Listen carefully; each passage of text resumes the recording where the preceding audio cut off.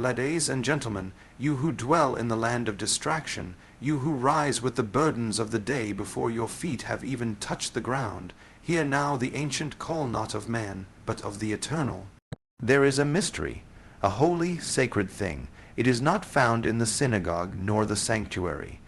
It is not purchased in silver or gold. It is not found in the noise of the multitude or the bustle of the street. It is the secret place, the place where you walk alone with God. It is where Abraham heard the voice, where Moses turned aside to see the bush, where Elijah stood not in the fire, nor the wind, nor the earthquake, but in the still, small whisper of Yahweh. You ask me, how do I walk with him every day? Then I tell you this, you must walk away from the crowd, the clamor, the chaos. You must choose the narrow, the unseen, the often lonely path, for the walk with God is not a stroll through the gardens of ease. It is a wilderness journey, and yet you are never alone. He is the God of the desert road. He is the fire by night. He is the bread in the morning dew. He is the stillness between your thoughts. Each day you must rise and build an altar, not of stone or wood, but of time, of heart, of intention. Take the scriptures and don't just read them. Enter them.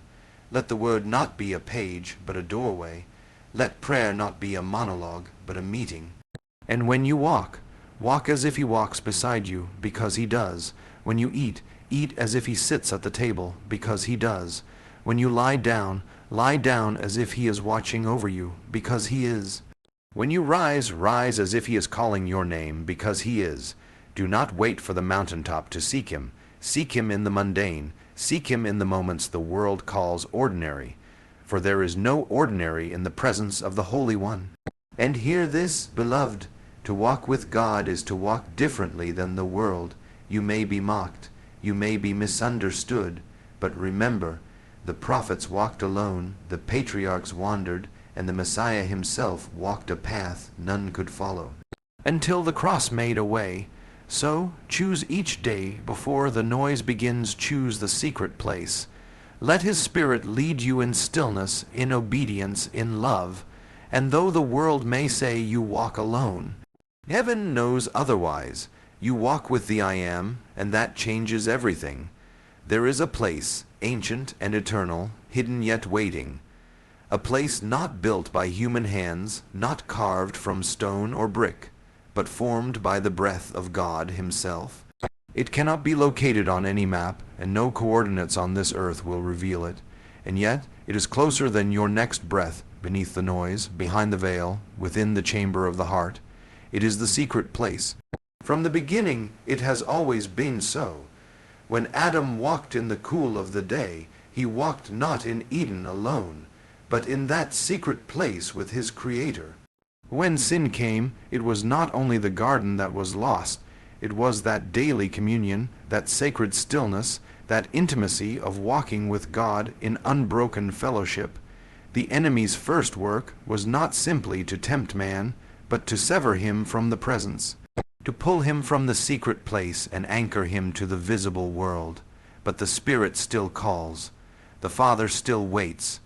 The door to the secret place remains open, but not to the hurried, not to the distracted, not to those who only seek him when the world grows dark. It opens to the hungry, to the desperate, to the childlike, to those who long not merely for answers but for him. The secret place is not about ritual. It is not about checking a box or fulfilling a duty. It is about presence. It is about entering into the Holy of Holies, not the one behind temple veils, but the one within the soul. It is a sanctuary, invisible yet more real than the ground beneath your feet. When Yeshua walked the earth, he did not simply teach the crowds. He withdrew. He rose early while it was still dark. He climbed mountains, crossed seas, sought desert, all to be alone with the Father. The Son of God, who had all authority, still chose the secret place. What does that say to us? You see, the power to stand before men comes from kneeling before God. The strength to face the storm is born in the silence of his presence. The secret place is where battles are won before they're ever fought. It is where tears are wept that no one sees, where praises are whispered that the world never hears. It is where the deepest work of the Spirit is done, not in noise, but in stillness. And herein lies the mystery. The more you enter the secret place, the more you are changed, not outwardly, not immediately, but deeply. Pride is stripped away, fear loses its grip, the desires of the flesh are exposed and purified. You begin to crave what he craves, love what he loves, see as he sees. His voice grows clearer, his word burns brighter, and even when the world offers its stage, you find your joy in the unseen, your strength in the silence, your treasure in the one who dwells behind the veil. But make no mistake, the secret place will cost you. It will cost you time. It will cost you convenience. It will cost you popularity. It may even cost you friendships. For to enter the secret place is to leave the crowd. It is to turn from Egypt and walk into the wilderness, not knowing where the manna will fall, but knowing the one who sends it. And yet the cost is nothing compared to the glory of what is found. What is intimacy with God worth? What is peace in the midst of chaos worth?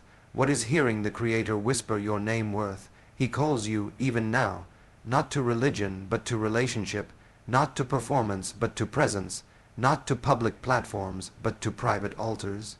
He does not ask for your perfection, he asks for your attention, and when you give it, when you turn aside like Moses to see the flame that burns but does not consume, you will hear the voice, you will know the nearness. You will walk not as one who visits God, but as one who dwells with him. This is the mystery of the secret place. It is not a place at all. It is a person, and to walk alone with God every day begins not with striving, but with surrender. Not with doing, but with dwelling. Step away, shut the door, leave the noise, enter in. He is waiting, and he is enough. There is a path carved not through cities, but through sands. It is not marked with signs or stones, but with footsteps, holy footsteps, of those who dared to leave the familiar for the face of God. This path winds through wilderness places, through lonely valleys and barren fields. It is the path of those who walk not with men but with God, and it is there in the desert that you discover the paradox of heaven. Though you are alone in the world, you are never alone with him. Abraham walked this road first. God called him, not to comfort, not to clarity, but to a promise yet unseen. Leave your country, your people, your father's house. The voice had said, leave the known, leave the safe, leave everything you thought you needed, and I will be with you. And so he walked, step by step, tent to tent, not knowing the land, but knowing the one who called. The wilderness became his sanctuary, the desert his altar, and though he was a stranger in a strange land, the presence of God was his dwelling place. Then came Moses, once a prince of Egypt, now a fugitive of Pharaoh.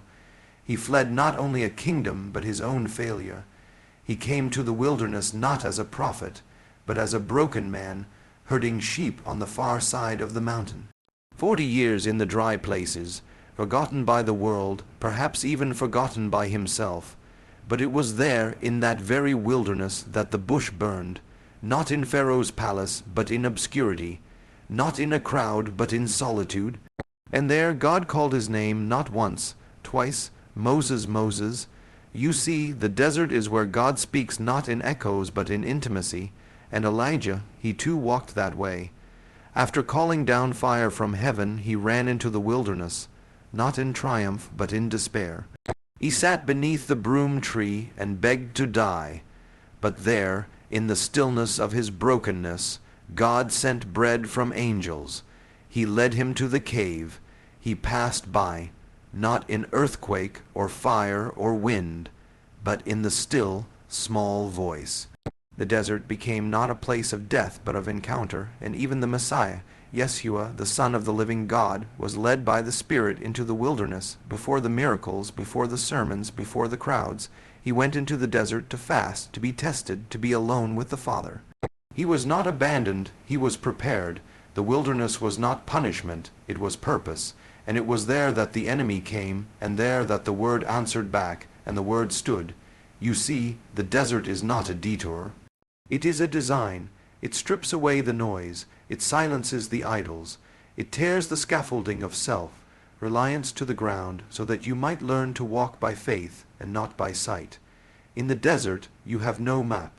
only the cloud by day and the fire by night. No storehouses, only manna from heaven, no armies, only the promise, I am with you. And when you walk with God, you will be called to this place. It may not look like sand and stone, but it will feel like exile, like separation, like obscurity. You will walk a path others do not understand. You will say no to what the world says yes to. You will turn aside from the wide road and choose the narrow one, and in doing so you will lose things. Opportunities, applause, companionship perhaps, but you will gain something infinitely greater, the presence of the living God. To walk alone with him is to embrace the wilderness, not as punishment but as invitation, not as abandonment but as calling. The desert becomes the place where your ears are opened, your heart softened, your strength renewed. It is there that your identity is forged not by the voices of men, but by the voice of the Father. It is there that the things of earth grow strangely dim, and the things of heaven burn bright. So do not fear the solitude, do not despise the desert. It is in the emptiness that he fills, in the silence that he speaks, in the aloneness that you realize you were never alone at all. The God of Abraham is still the God of the desert, and he walks with those who dare to leave all, to walk with him. There is a sacredness hidden in the ordinary, a holy fire waiting to be kindled on the altar of everyday life. Too often we look for the miraculous only in the extraordinary, for God's presence only in the dramatic. But the truth is, the altar is not built only on mountaintops or in cathedrals. It is built in kitchens and on porches, in the quiet moments before dawn and the tired sighs at day's end. The altar of the ordinary is where heaven touches earth. The patriarchs knew this well. Abraham built altars not just to commemorate a vision or a battle won, but as a place of daily worship. Altars rose from the ground in the midst of their wanderings, stones stacked in faith, a sign that God's presence was not confined to one place or one moment. Even when the road was long, the altar stood firm.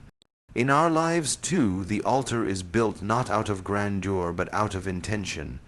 It is made from the simple acts of surrender, the lifting of eyes in prayer, the offering of a grateful heart, the quiet whisper of thanks amid the noise of the world. The altar is not a physical place alone, but a spiritual posture. It is where we lay down the cares of the day, the burdens of the soul, the distractions that pull us away from the divine. There is power in this daily offering. When you consecrate your ordinary moments, your morning cup of coffee, your commute, your work, your conversation, you transform the mundane into the sacred. The ordinary is baptized by the presence of God and becomes an altar where sacrifice is made, not of animals but of self, will, fear, and doubt. Each day becomes a living offering. Consider the life of Yeshua. The Messiah, fully God and fully man, did not only perform miracles or preach from hillsides. He also washed feet, broke bread, and rested in the quiet with his Father. His life was an altar of the ordinary made holy. The carpenter's hands that shaped wood also carried the weight of the cross. The simple meals, the moments of solitude, the obedient steps, all of these were part of the sacred altar upon which the salvation of the world was made possible. The altar of the ordinary requires discipline and awareness. It demands that you see beyond the surface of your daily routine and recognize the divine weaving through your life.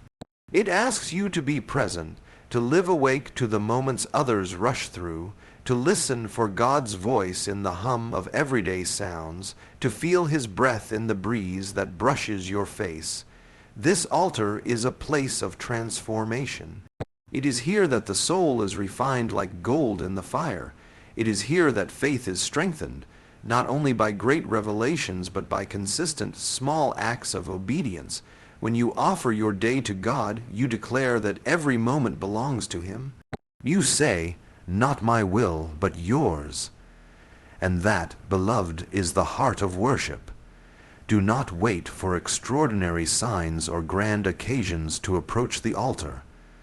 The altar is already here, beneath your feet, in the rhythm of your breathing, in the tasks you deem insignificant. It is in the raising of your hands in prayer, in the forgiveness you extend to another, in the kindness you show when no one watches.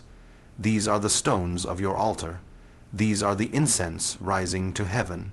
To walk alone with God every day is to carry this altar within you. It is to live a life where the sacred and the secular intertwine. It is to see the hand of God not only in miracles, but in the ordinary unfolding of your days. The altar is your heart, consecrated daily, a place where heaven meets earth in the simplicity of obedience. Remember, the journey of faith is not always marked by mountaintop experiences. It is often carved in the valleys of daily life. But the altar remains, a steady flame, a holy witness, that God is with you in the ordinary, in the everyday, in the now. So build your altar, stone by stone, moment by moment. Let your life become a living sacrifice, holy and pleasing. And as you walk alone with God every day, know that the altar you carry is a testimony that He dwells not only in the extraordinary, but most powerfully in the ordinary. In a world that never stops, the ceaseless roar of voices, the unrelenting flood of images, the constant pull of distractions, there is a forgotten discipline that calls us back to the heart of God. It is the discipline of stillness. Not merely the absence of noise, but the presence of God made known in the quiet places of the soul. It is a practice older than time, yet ever new, a refuge for the weary, a sword for the battle, a sanctuary where the spirit is renewed. Throughout Scripture, the holy men and women who walked with God understood the power of stillness. They knew that it was not in the clamor of the crowd or the frenzy of activity that God's voice is heard most clearly, but in the silence where heaven touches earth. Be still, the psalmist declares, and know that I am God. It is a command and a promise. Stillness is not passive. It is not weakness. It is strength cloaked in silence. The prophets often found themselves in desolate places, quiet caves, deserted wilderness, solitary mountains, because it was there that the veil was lifted and God's voice broke through. Elijah fled to the wilderness not merely to hide, but to hear the whisper behind the wind. Moses approached the burning bush not amid the hustle of the camp, but in the stillness of a lonely hill. Yeshua himself withdrew from the crowds, seeking those moments before dawn to commune with the Father. The noise could wait, the world could wait, but God's stillness could not. Stillness is a discipline because it demands a choice, often a difficult one, to turn away from the noise of the world and enter the quiet. It means resisting the temptation to fill every moment with sound or distraction. It means sitting with the uncomfortable, facing the restless, and learning to be present with the one who waits patiently. It is in stillness that the heart is uncovered, the soul is purified, and the spirit speaks with clarity. The enemy fears stillness because it strips away his deception. In the silence, lies are exposed. Fears lose their power, anxiety fades. The spirit finds peace not as the world gives, but as only God can provide. Stillness is the sword of the warrior who fights not with fists, but with faith. It is the calm before the storm, the breath before the battle, the place where the impossible is made possible. To walk alone with God every day is to cultivate stillness. It is to carve out moments in the chaos where you shut the door on the world and open your heart to heaven. This might be in the early morning before the sun rises, in the quiet pause between tasks, or in the darkness before sleep. It is not about length, but depth, not about hours, but presence. Even a moment of true stillness can change the course of a day, the direction of a life. Stillness invites us to listen, to hear the whispers of God beneath the noise of life. It teaches us to wait patiently for His timing, to trust His plans over our own agendas. It humbles us, reminding us that we are not in control, that our power is limited and His is infinite. In the discipline of stillness, we find the courage to surrender and the strength to obey. Yet stillness is not loneliness, it is not emptiness, it is a sanctuary filled with the presence of the Holy One. It is where our souls meet their Maker, where our brokenness is healed, where hope is renewed. To be still is to be deeply alive, aware of God's nearness, sensitive to his leading, open to his transforming touch. In the rushing of the world, the discipline of stillness is a radical act of faith. It says, I will not be rushed, I will not be driven by fear or frenzy, I will stand firm in the quiet knowing that God is here. It is a practice that must be learned and relearned every day, a sacred rhythm woven into the fabric of life. So, if you desire to walk alone with God every day, begin with stillness. Seek it like treasure. Guard it like a fortress. In stillness you will find the peace that passes understanding, the guidance that leads you on, and the love that never leaves. The world will rush on, but you will stand in the secret place of calm, the refuge of quiet power, the presence of the living God. Be still and know, to walk alone with God is to walk the path of the Nazarene, a journey marked by consecration, separation, and sacred purpose. The word Nazarene itself means one who is set apart, called out, holy unto the Lord. It is not merely a title, but a way of life. It is a calling to live differently, to embrace the narrow road, and to bear the marks of a pilgrim in a world that often despises pilgrimage. From the beginning, the Nazarene life is a life apart. It is a life not conformed to the patterns of the world, but transformed by the renewing of the mind. To walk alone with God is to reject the easy way, the broad path that leads to destruction. It is to step away from the crowd, the comfort of consensus, the approval of many, and instead walk with one who calls you by name into the wilderness of holiness. Jesus of Nazareth walked this path perfectly. Though born in a humble town and raised in quiet obscurity, his life was no ordinary journey. He was set apart from the womb, anointed before birth, chosen for a mission that would shake the earth. He walked among the outcasts and the broken, yet he was never of the world. His every step was a step in obedience to the Father's will, a step away from the approval of men, a step toward the cross. To follow him is to take up your own cross and carry the burden of separation. It is to say no to the temptations of ease, popularity, and power. It is to embrace rejection, misunderstanding, and even persecution. The Nazarene walks alone because the world does not understand the sacred fire that burns within. The world cannot see the invisible crown that rests upon the brow of the consecrated, and yet the Nazarene walks in victory, for he is not alone. The one who walked before him is with him always. The journey of the Nazarene is also a journey of consecration. It is to live as a living sacrifice, holy and pleasing unto God. It means daily surrender, letting go of the old self, crucifying the flesh, and putting on the new man, created to be like God in true righteousness and holiness.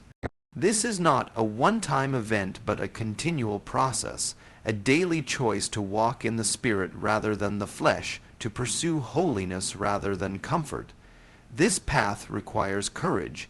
It requires perseverance. The Nazarene does not stumble back into the crowd when the way grows hard. He presses forward, eyes fixed on the author and perfecter of faith. He endures the wilderness, the loneliness, the trials. He knows that the narrow way is the way of life, that the narrow gate leads to glory. Yet the journey is not without hope. The Nazarene knows the promise of the Father, that those who lose their life for his sake will find it, that those who are despised and rejected will be exalted, that the cross is not the end but the gateway to resurrection, the door to eternal life. The journey of the Nazarene is a journey toward glory, toward the fullness of the kingdom. To walk alone with God every day, then, is to embrace this calling, to live as a Nazarene in a world that often rejects holiness and calls conformity virtue. It is to stand firm in your identity as one set apart, one chosen, one beloved. It is to live with the consciousness that your footsteps are part of a divine journey, a holy pilgrimage. Remember the words of the Messiah, "If anyone desires to come after me, let him deny himself, take up his cross daily, and follow me." This is the call to the Nazarene way. It is a call to walk alone, not in loneliness, but in divine companionship. It is a call to live a life that the world cannot fully understand, but heaven rejoices over, So step out in faith, walk the narrow road, live the Nazarene life, and as you walk alone with God every day, know this: you are not forgotten, you are not forsaken. You are the beloved pilgrim on the sacred journey, set apart, consecrated, and forever held in the hands of the Almighty. The journey of the Nazarene is your journey. Walk it with courage, with faith, and with the sure knowledge that He who called you is faithful to complete the good work He began in you.